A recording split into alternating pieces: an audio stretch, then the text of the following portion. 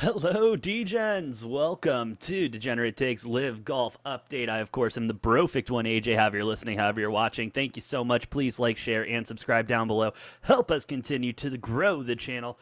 Now, obviously, we have the President's Cup coming up this weekend, actually probably starting by the time you watch this video. And the thing you're going to see is there's a lot of live golfers that should be on these international or U.S. teams, and they're not on there because everyone is playing childish games right now, if we're going to go ahead and be real about it. And the childish games continue.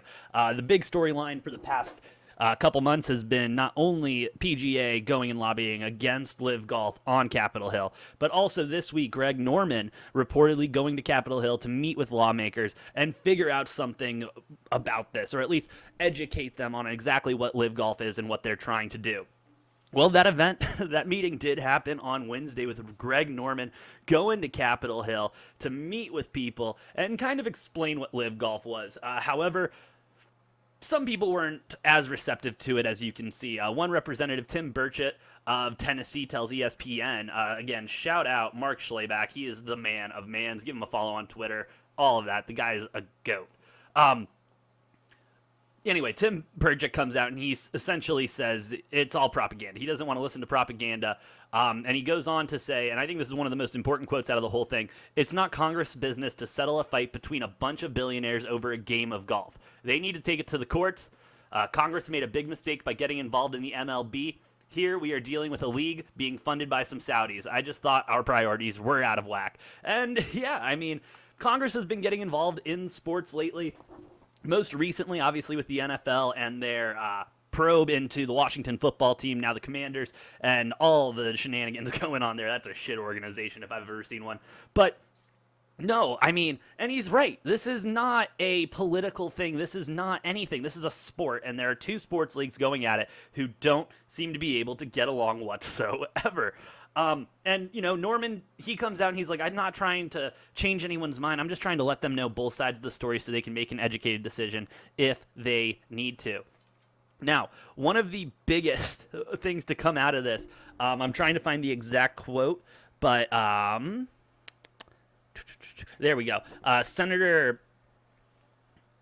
excuse me, well, yep, Jim Clyburn, I'm sorry, House Majority Whip, he comes out to say that he was very encouraged that Mr. Norman offered to give testimony to the House Judiciary Committee during his discussion with them today. That being about the antitrust lawsuit going on with the PGA that they are investigating. Live golfers and Live also have already put in a lawsuit, and it's going to start coming up soon. PGA does seem to be in kind of a little bit of a jam here. If we're going to be completely real. Because if you look at this any which way, they're a monopoly. They have a monopoly on American golf. They have a monopoly on, honestly, almost on world golf. And so with Liv coming in there trying to take that, they're not fans of that. They want to keep the pie for themselves. And I don't think it's going to happen.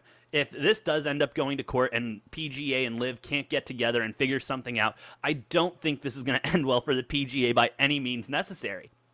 I really don't. Because they've already wasted all of their arguments. They've wasted all of their lobbying. I mean, it's starting to get to the point, like I said in the last video that I did about, oh God, why can't I remember his name?